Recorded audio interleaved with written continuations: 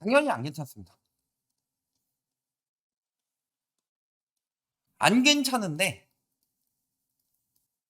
이렇게 하는 이유는 진짜로 안 괜찮기 때문이다. 이게 말이 좀 웃기죠. 그러니까 이거는 악화시키는 게 뻔한데 진짜로 안 괜찮은 진짜 상황이 안 좋기 때문에. 요렇게 보시면 되겠어요. 예시를 들어보면요. 20대 젊은 건강한 사람이 다쳤어요. 약을 센 걸 쓸 수가 있겠죠. 병에 걸렸어요.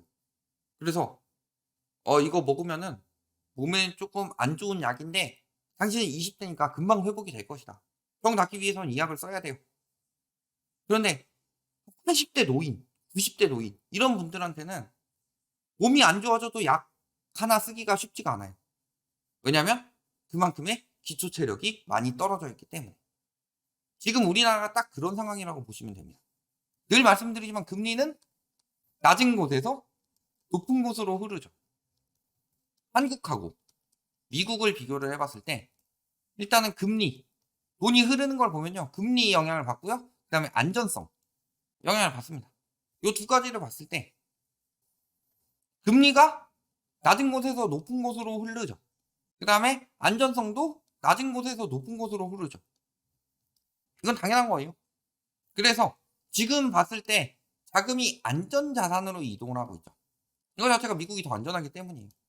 근데 우리나라가 안전성이 더 낮은 이유는 대표적으로 가장 큰 이유는 비기축 통화이기 때문이고 뭐 여러 가지 영향이 있죠. 우리나라는 여러 가지 경제 뇌관 터뜨릴 것도 많고 가계 부채라든가 부동산 거품이라든가 그다음에 우리나라는 또 전시국이죠. 이게 뭐 지금이야 뭐 BTS가 뭐 해외에 나가서 우리나라 제대로 알리고 있고 한류 열풍이 들고 있다. 그전에 우리나라의 이미지를 생각해 보세요. 우리나라가 아무리 선진국이 됐어도 북한처럼 생각하는 외국인들도 되게 많았는데. 이런 것들을 따졌을 때 원래 돈이 여기서 여기로 흐르는 게 맞아요. 그런데 뭐 아까도 말씀하셨죠? 달러 보유고부터 봅시다. 조금 늘었네요. 자, 외국인들이 지금 우리나라를 엄청나게 사들이고 있다고 합니다. 그 이유는요. 환율 때문이에요.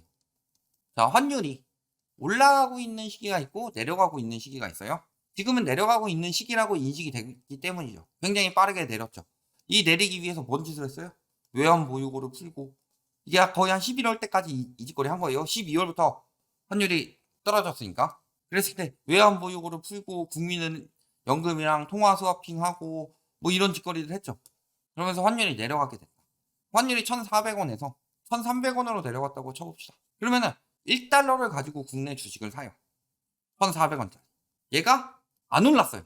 수익이 전혀 안 났어. 0%야. 오히려 떨어졌어요. 1,350 원으로. 근데 다시 미국 돈으로 환전하려고 보니까 1 달러를 넘네. 1 달러를 넘어버리네. 1,313 원으로 계산 편하게. 플러스 1 센트가 더 붙네. 어? 떨어져도 개이득. 환율 내려갈 때는 그래서 외국인 투자자들이 들어옵니다. 그래서 환율이 올라갈 때 오히려 외국인 투자들이 빠졌던 거예요. 그러니까 지금 이런 식으로 막 달러 풀어 가지고 환율을 낮추기 시작하니까 외국인들이 지금 내려가는 시기라고 생각하고 들어오고 있어요. 그런데 문제는 기본적으로 달러가 유입되는 나라가 되느냐. 요게 중요한 거예요. 투자에 의존하지 않고. 기본적으로 달러가 유입이 된다라고 하면은 외국인 투자자들이 좀 빠져도 괜찮죠. 그런데 지금 상황이 어때요? 우리나라는 수출 중심국인데 월간 무역 적자 역대 최대 찍었다고 하죠. 그래서 무역 적자가 126만 9천만 달러. 근데 글로벌 금융위기 때 1년간 떨어진 게 133억 달러 정도였어요. 근데 23년 1월 한 달만 126억 달러의 적자가 났어요. 요것만 보시더라도 지금 글로벌 금융위기 때 133억 달러 적자 났는데 한 달 만에 126억 달러 적자 났다는 게 지금 굉장히 심각한 상황이다. 그러니까 지금 환율이 내려가는 게 굉장히 기이한 상황이에요. 환율이 내려가기 위해서는 달러 가치가 떨어지는 거죠. 즉 달러 가치가 떨어지기 위해서는 달러 공급이 늘어야 되는 거고 그럼 환율이 내려가기 위해서는 세 가지 조건이 만족이 돼야 되죠. 무역, 달러 공급이 늘어나기 위해서는 무역 수지가 엄청나게 잘 되고 그다음에 두 번째는 금리. 한미 금리 차가 한국 빼기 미국이 오히려 커야지 유입이 되는 거죠. 그런데 이 두 가지를 만족하지 않고 있는데 외국인 투자가 투자를 불러오는 기이한 상황이 벌어지고 있다. 이런 상황이 왜 벌어지느냐? 첫 번째는 진짜로 환율이 급격히 떨어지니까. 두 번째는 뭐예요? 미국의 속도 조절. 요 심리가 굉장히 기이한 게 속도 조절. 즉 뭐예요? 서울에서 부산까지 간다고 해봅시다. 시속 100km로 달리다가 시속 50km로 달리겠다. 그러면은 서울에서 부산 가는 길이었는데 속도를 조절했어도 부산에 가까워져요? 서울에 가까워져요? 속도가 좀 느리게 가더라도 부산에 가까워지고 있는 거죠. 그런데 이거를 거꾸로 서울에 가까워지고 있는 것처럼 생각을 한다. 그랬을 때 아까 뭐라 그랬어요? 한국과 미국을 비교했을 때 금리 둘째치고 두 번째 안전성에 따졌을 때 한국이 위험하고 미국이 안전하죠. 즉 안전자산과 위험자산의 차이점을 생각을 해봤을 때 달러보다는 원화가 위험자산이에요. 저들이 느끼기에는. 그랬을 때 위험자산의 경우는 급격한 변동이 생길 수가 있죠. 이번에 환율 뚝 떨어졌듯이. 그러면은 이런 급격한 변동을 생각을 했을 때 급격한 변동이 일어날 수 있다라고 느끼는 거죠. 그러니까 환율 떨어지고 주가 지금 슬금슬금 주식 다시 뜬다는 이야기 나오니까 들어오고 있는 거죠. 이게 과연 장기적으로 될 수 있느냐.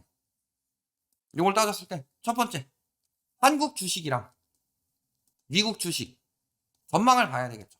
그랬을 때 한국 주식이랑 미국 주식 중에는 어느 쪽이 또 더 유리한가, 유용한가 생각해 보면요. 엄밀하게 말하면 한국 주식보다 미국 주식이 더 유리하다고 볼 수 있습니다. 딴 건 다 때려치고 우리나라는 금융자산 비중이 30%인데 미국은 금융자산 비중이 70%예요. 그리고 한국 주식은 어서와 한국은 처음이지 이런 사람들이 아는데 프로그램 홍보 아닙니다.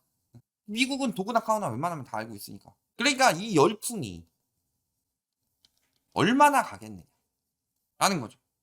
경제적으로 미치는 게 클 줄 알았는데 생각보다 와닿진 않는다. 생각보다 와닿는 그 가장 큰 와닿는 게요. 물가가 안 잡히고 난방비가 오르고 에너지 가격이 오르고 이런 것들이 다 영향을 받고 있는 거예요, 지금. 다만 이제 뭐 주식이나 이런 거는 오히려 영향이 덜 받는 것처럼 보이겠죠. 외국인 투자자들이 빠져야 되는 시기에 오히려 들어오고 있으니까 생각보다 영향이 크지 않다. 그게 외국인들이 한국 주식을 장투를 할까요? 한국 채권을 장투를 할까요? 웬만한 사람들 아니면 환율 떨어졌을 때 환차익 플러스 주식 차익 크게 한번 보고 빠지고 그러니까 지금 주식이랑 채권으로 들어오고 있는 거예요. 외국인 수요들이. 얘네들이 조금만 심리 바뀌면 어떻게 될까요? 생각해보니까 이게 되게 위험하네. 예전에 IMF 때 생각을 해보면은 우리나라 빼고 다 위험하다 싶었을 때 돈 싹 다 빼가가지고 가까운 멕시코, 아르헨티나를 시작으로 동남아, 동아시아, 러시아까지 번졌죠. 이런 것들 생각해 보시면은 지금은 결코 안심할 상황이 아니에요. 다만 이게 지금 들어올 때 오히려 모르는데 금리차가 커졌는데도 환율이 떨어져서 아직은 모르는데 여기서 미국 금리는 5%대까지 올라가는데 우리나라는 3.5%에서 멈춰요. 혹은 많이 올려야 3.75%에서 멈춰요. 요 상황이 되면 어떻게 될까요? 그래도 외국인들이 계속 가만히 있을까요? 뭐 그렇다면은 조금 더 버틸 수는 있겠죠. 세계 3대 거품 중에 이런 게 있죠. 자, 주식 투자로 전 재산 날린 유턴이 남긴 말. 뭐예요? 비이성적 과열. 요때 남의 회사 주가가 이렇게 올라왔을 때요. 유턴이 이때 들어가서 이때 팔아먹은 거예요. 아이작 뉴턴. 아이작 뉴턴 어떤 사람이에요? 사가 떨어져서 만유 인력의 법칙을 발견했다. 이 정도로 끝나는 사람이 아니라 저 사람 되게 머리 좋아요. 어느 정도냐면은 예를 들어서 이런 농담이 있었습니다. 옛날 사람들보단 그래도 우리는 최근 사람들이 배운 게 많다. 응? 뉴턴이 미적분이라도 할 줄 아냐. 근데 미적분을 만든 사람이 뉴턴이에요. 그 정도로 우리나라 고등학생들에게는 굉장히 나쁜 놈이죠. 그런데 이 뉴턴이 이렇게 실패를 했다. 실패를 하고서 남긴 말이 뭐예요? 천체의 움직임은 계산할 수 있지만 인간의 광기는 계산하지 못하겠다. 지금 오히려 역으로 환율 떨어지고 있는 것도 일종의 광기예요. 이 광기가 정확히 언제까지 갈지는 계산이 안 됩니다. 코로나 광기도 미쳤었는데.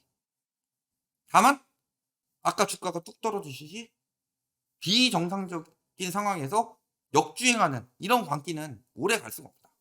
이것만 잘 생각해 보시면은 지금이 아니라 그렇죠. 폭등할 때보다 오히려 폭락할 때 더 크게 느끼는 것처럼 똑같은 거다. 이렇게 보시면 되겠습니다.